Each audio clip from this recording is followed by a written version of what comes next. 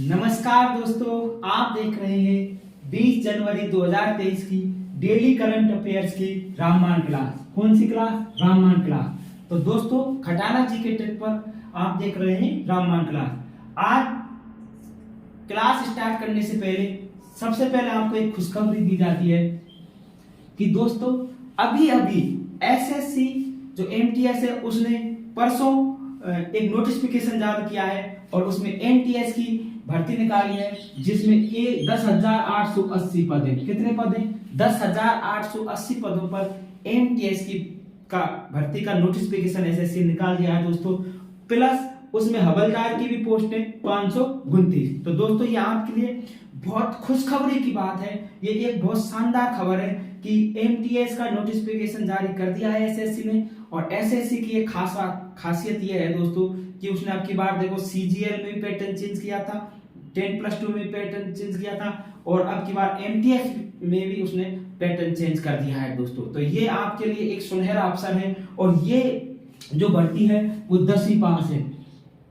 10वीं पास कोई भी दोस्त, कोई भी आपके दोस्त हो, साथी हो, भाई हो, कोई भी जो 10वीं पास हो, जिसकी उम्र 18 से 25 साल हो और एसटी के लिए 5 साल की छूट है, ओबीसी के लिए 3 साल की छूट है, वो इसमें फॉर्म अप्लाई कर सकता है। ये आपके लिए सुनहरा मौका है दोस्तों। 10वीं पास भर्ती आई है एमटीएस की, इसमें आप जरूर फॉर्म अप्लाई करें और आपकी जो लक्ष्य है, सफलता, जो सरकारी नौकरी लगना चाहते हैं, जो सपना है, उसको पूरा करें। ठीक है दोस्तों। और इसके बारे में मैं डिटेल से जानकारी आपको, जो इसका कंप्लीट नोटिफिकेशन है, इसके बारे में डिटेल से जानकारी मैं आपको आज ही शाम तक उपलब्ध करा दूंगा। फिर आप उसको ढंग से देख लेना, कैसे फॉर्म भरना है, कितनी फीस, सब कुछ मैं उसमें बताऊंगा। चलिए तो शुरू करते हैं आज की शानदार क्लास करंट जीके की। आज का फर्स्ट क्वेश्चन है, ग्लोबल फायर पावर इंडेक्स में भारत की रैंक क्या है?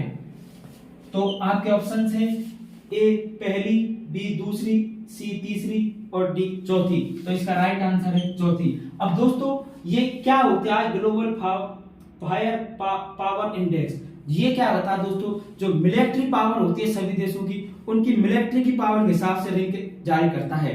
तो भारत की जो मिलिट्री है वो चौथे नंबर पे है पावर में। सबसे पावरफुल मिलिट्री तो अमेरिका की है दोस्तों। फर्स्ट नंबर पे जो मिलिट्री है वो है अमेरिका की। और भारत का नंबर कौन सा है? चौथे नंबर पे है भारत। देखो, फर्स्ट पे अमेरिका है, दूसरे पे रूस है, तीसरे पे चीन है और चौथे पे है अपना भारत। चौथे पे कौन सा है दोस्तों? अपना भारत। और जो नल्ला पाकिस्तान है वो छठे नंबर पे है। कौन से नंबर पे है दोस्तों? छठे नंबर पे है। और दोस्तों, जो सबसे लास्ट में देश है मिलिट्री के पावर के मामले में, वो है भूटान। सबसे लास्ट में कौन सा है दोस्तों?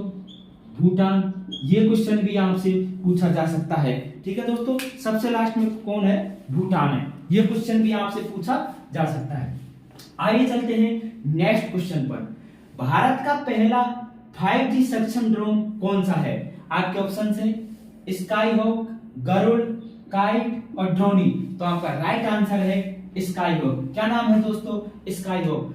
जो भारत का 5G सक्षम ड्रोन अभी हाल ही में बनाया गया है वो कौन सा है? Sky hawk. दोस्तों, इसकी क्या खासियत है? इसको ट्रैक स्टार्टेड फर्म आईजी के द्वारा ये ड्रोन विकसित किया गया है। और इसकी खासियत यह है दोस्तों, ये कहीं पे भी लैंडिंग कर सकता है। इसको रोड की सही जगह की लैंडिंग करने की आवश्यकता है, खेत में कहीं पे भी ये लैंडिंग कर सकता है दोस्तों। और ये लगातार 1 घंटे उड़ सकता है। ठीक है दोस्तों, ये इसकी खासियत है। आइए चलते हैं नेक्स्ट क्वेश्चन पे। चलने से पहले आपके लिए कुछ मोटिवेशनल पंक्तियां जो आज बनाएंगे आपको ऊर्जावान।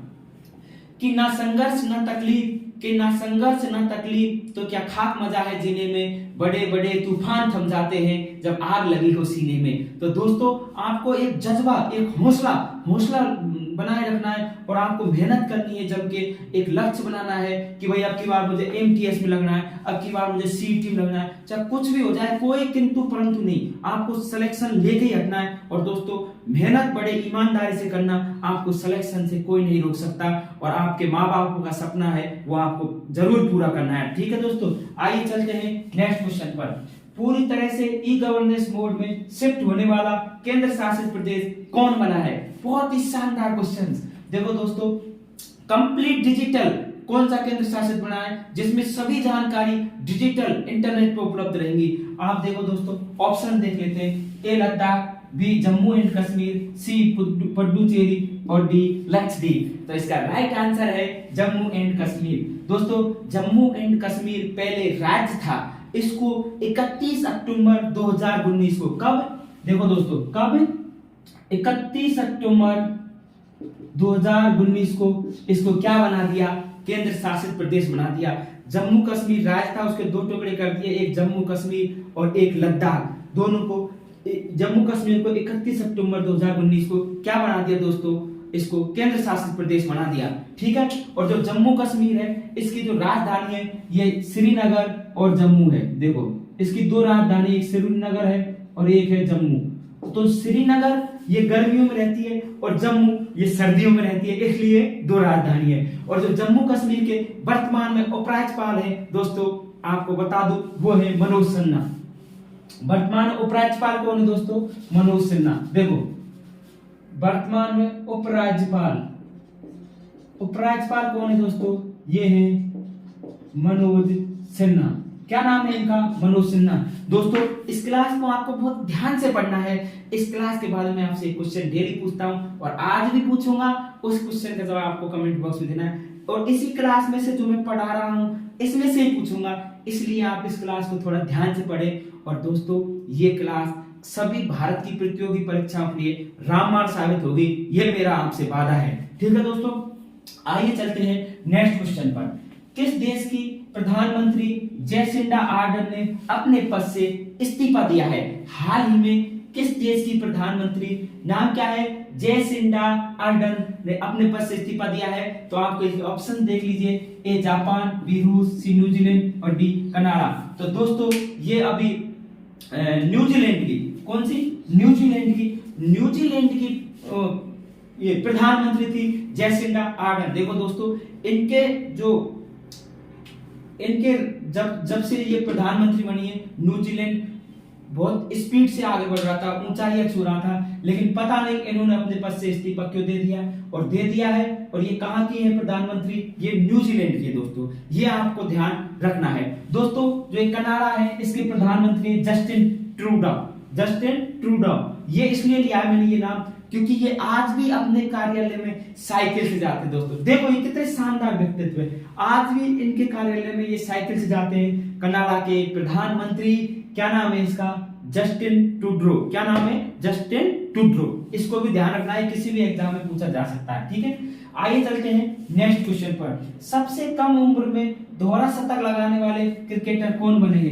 देखो दोस्तों, जब आपके अंदर जज्बा होता है ना, जुनून होता है, तो आप कोई भी चीज कर सकते हो। देखो, पहले किसी ने सोचा भी नहीं था कि कोई दोहरा शतक लगाएगा। सचिन तेंदुलकर ने लगाया सबसे पहले 50 साल में, बाद में सचिन तेंदुलकर ने लगाया। फिर धीरे धीरे देखो सचिन ने लगा। तो आपको शुरुआत तो करनी पड़ेगी, कोई किसी भी चीज की शुरुआत आपको जरूर करनी पड़ेगी। फिर उसके पीछे तो कारवा लग जाएगा। वो कह रहे हैं जहां हम खड़े होते हैं लाइन वहीं से शुरू होती है। ठीक है, तो आपको कुछ न कुछ शुरुआत करनी पड़ेगी, जब आपके पीछे कारवा ऑटोमेटिक जुड़ता जाएगा। शुरू में सचिन ने लगाया, फिर रोहित शर्मा, वीरेंद्र सहवाग, सब ने दोहरा शतक लगाए। अब सबसे कम उम्र में दोहरा शतक लगाने लगे। देखो, सबसे कम उम्र में दोहरा शतक लगाने वाला क्रिकेटर बनाया, इसका नाम है शुभमन गिल। क्या नाम है दोस्तों? शुभमन गिल। ऑप्शन थे इसके यादव, ईशान किसान, रोहित शर्मा। देखो, इससे पहले दोस्तों ईशान किसान ने दोहरा शतक लगाया था और ईशान किसान थे, ये भी भारत के थे। और अब इनसे कम उम्र के हैं ये शुभमन गिल। क्या नाम दोस्तों? ये मात्र 23 साल के हैं शुभमन गिल। इन्होंने क्या, ये 24 के थे, ये 23 साल के हैं शुभमन गिल। इन्होंने अभी हाल ही में दोहरा शतक लगाया है। और दोस्तों, इन्होंने ये शतक न्यूजीलैंड के खिलाफ लगाया है और राजीव गांधी अंतरराष्ट्रीय स्टेडियम हैदराबाद, कहां पे लगाया दोस्तों? ये क्वेश्चन आपसे किसी भी एग्जाम में पूछा जा सकता है कि राजीव गांधी अंतरराष्ट्रीय स्टेडियम कहां स्थित है? हैदराबाद में। देखो, राजीव गांधी अंतरराष्ट्रीय स्टेडियम कहां स्थित है? हैदराबाद में। और न्यूजीलैंड के खिलाफ इसने ये दोहरा शतक लगाया। दोस्तों, सर्वाधिक दोहरे शतक किसने लगाया? तो ये है रोहित शर्मा। क्या नाम है इनका दोस्तों? रोहित शर्मा। आइए चलते हैं नेक्स्ट क्वेश्चन पर। राष्ट्रीय आपदा प्रतिक्रिया बल एनडीआरएफ स्थापना दिवस 2023 कब मनाया गया है? तो दोस्तों आपके ऑप्शन देख लो, 10 जनवरी, 12 जनवरी, 15 जनवरी, तो 19 जनवरी। तो इसका राइट आंसर है 19 जनवरी को राष्ट्रीय आपदा प्रतिक्रिया बल की स्थापना दिवस मनाया गया है। अब दोस्तों देखो ऑप्शन कितने शानदार थे। 10 जनवरी को विश्व हिंदी दिवस मनाया जाता है, 12 जनवरी को राष्ट्रीय युवा दिवस मनाया जाता है, 15 जनवरी को भारतीय सेना दिवस मनाया जाता है, तो बचा कौन? 19 जनवरी। तो इसका आंसर क्या हो जाएगा? 19 जनवरी। अब जो दोस्तों ये राष्ट्रीय आपदा बल है, जो इसकी स्थापना थी, इसकी स्थापना एनडीएमए अधिनियम 2005 के तहत कब हुई थी? 2006 में इसकी स्थापना हुई थी। ये क्वेश्चन भी एक बार यूपीएससी में पूछा गया था। और दोस्तों इसके जो किसके अंदर आता है ये राष्ट्रीय आपदा बल? ये गृह मंत्रालय के अंदर आता है। किसके अंदर आता है दोस्तों? गृह मंत्रालय के अंदर आते हैं। और आप सबको पता है वर्तमान में जो भारत के गृह मंत्री हैं वो है अमित शाह। क्या नाम है दोस्तों? अमित शाह। बहुत शानदार क्वेश्चन। और वर्तमान में एनडीआरएफ है, इसके महानिदेशक हैं अतुल करवाल। क्या नाम है दोस्तों? अतुल करवाल। ये बहुत मोस्ट क्वेश्चन है, इस पर स्टार लगा लेना, एसएससी में कई बार पूछा गया है। वर्तमान में जो एनडीआरएफ के महानिदेशक कौन है? तो उनका नाम याद रखना है आपको, ये है अतुल करवाल। दोस्तों हौसलों को कम नहीं होने देना है, हौसला ऐसा रखना है कि ये मतलब सिलेक्शन लेके रखना है। मंजिल को इसकी औकात आपको दिखानी है। क्यों? देखो दोस्तों कि मंजिल ने हौसलों से कहा तेरे बस की बात नहीं। मंजिल ने हौसलों से कहा कि तेरे बस की बात नहीं। हौसलों ने मंजिल की आंखों में आंखें डाल के कहा चल झूठी तेरी इतनी औकात नहीं। तो दोस्तों अब की बार मंजिल को इसकी औकात दिखानी है और सिलेक्शन से नीचे कोई किंतु परंतु नहीं, सिलेक्शन लेके रखना है दोस्तों। सब चीज भूल जाओ, 5-6 महीने के लिए सब चीज भूल जाओ, सिर्फ पढ़ाई कराओ, कुछ मत करो, मेहनत करो, पढ़ाई करो जम के। ये शादी वगैरह सब आना जाना, नाते रिश्तेदारी कोई काम का नहीं है दोस्तों। जिस दिन आपका सिलेक्शन हो गया ना, सब आपके आगे पीछे बोलेंगे। इसलिए मैं आपसे फिर कह रहा हूं कि मंजिल को इसकी औकात दिखानी है तो जम के मेहनत करो दोस्तों, आपको आपकी सफलता जरूर मिलेगी और आप आपके माँ बापों के सपनों को पूरा करोगे। आइए चलते हैं नेक्स्ट क्वेश्चन पर। भारत ने किस देश के साथ 5वीं विदेश नीति और सुरक्षा वार्ता आयोजित की है? ऑप्शन देख लेते हैं, दक्षिण कोरिया, भूटान, अमेरिका, जापान। तो इसका राइट आंसर है दक्षिण कोरिया। दोस्तों जो दक्षिण कोरिया है, इसके साथ मिलकर भारत के 5वीं विदेश नीति और सुरक्षा वार्ता आयोजित हुई है। ये कब हुई थी दोस्तों? 16 से 17 जनवरी को हुई थी। ठीक है। और दक्षिण कोरिया है, इसकी राजधानी है सियोल। क्या है दोस्तों इसकी राजधानी? सियोल। याद रख देता हूं, दक्षिण कोरिया की राजधानी है सियोल। ये इसलिए बता रहा हूं राजधानी क्योंकि ये भी एसएससी में पूछी जाती है दोस्तों। ठीक है। तो दक्षिण कोरिया की राजधानी कौन सी है? ये सियोल है, ये आपको याद रखना है। आइए चलते हैं नेक्स्ट क्वेश्चन पर। हाल ही में किसने वायु गुणवत्ता निगरानी प्रणाली के लिए A1 AQMS B1.0 तकनीकी लॉन्च की है दोस्तों। ये तकनीकी किसने लॉन्च की है? देखिए आपके ऑप्शन से मनसुख मंडाविया, बी अश्विनी वैष्णव, सी अमित शाह, डी अल्केश कुमार शर्मा। तो इसका राइट आंसर है अल्केश कुमार शर्मा जी, जो कि इलेक्ट्रिक और आईटी मंत्रालय के सचिव हैं। कौन है दोस्तों? ये इलेक्ट्रिक और आईटी मंत्रालय के सचिव कौन है? अल्केश कुमार शर्मा जी। इन्होंने ये वायु गुणवत्ता निगरानी प्रणाली के लिए ये लॉन्च किया है, ये इस तकनीकी का लॉन्च किया A1 AQMS B1.0। इस तकनीकी का लॉन्च किसने किया है? जो इलेक्ट्रिक और आईटी मंत्रालय के सचिव है अखिलेश कुमार शर्मा जी। अब दोस्तों जो इलेक्ट्रिक और आईटी मंत्रालय के वर्तमान में मंत्री कौन है? तो ये है सर अश्विनी वैष्णव। और अश्विनी वैष्णव जी रेल मंत्रालय भी इनके पास है, 2 मंत्रालय इनके पास है, तो रेल मंत्रालय भी है और इलेक्ट्रिक आईटी मंत्रालय भी अश्विनी वैष्णव जी के पास है। ऑप्शन था मनसुख मंडाविया। तो भारतीय स्वास्थ्य मंत्री, केंद्रीय स्वास्थ्य मंत्री कौन है? जो देखो जिसके मन में क्या होगा दोस्तों? सुख होगा, वो क्या होगा? हमेशा स्वस्थ रहेगा। सुख कौन रहता है? जिसके मन में सुख होता है तो वो स्वस्थ रहता है। स्वास्थ्य मंत्री कौन है? मनसुख मंडाविया। अमित शाह आप जानते हो गृह मंत्री है। और दोस्तों अखिलेश कुमार शर्मा इलेक्ट्रिक और आईटी मंत्रालय के सचिव है। इन्होंने ही ये तकनीकी लॉन्च की है। ये तकनीकी क्या काम आएगी? ये वायु का गुणवत्ता का पता लगाने के लिए काम करेगी। ठीक है दोस्तों, आपको मेरी क्लास कैसी लगी कमेंट बॉक्स में जरूर बताएं। कल मैंने आपसे क्वेश्चन पूछा था कि केरल के वर्तमान मुख्यमंत्री कौन है? उसका राइट आंसर था पिनराई विजयन। क्या नाम था? श्री पिनराई विजयन।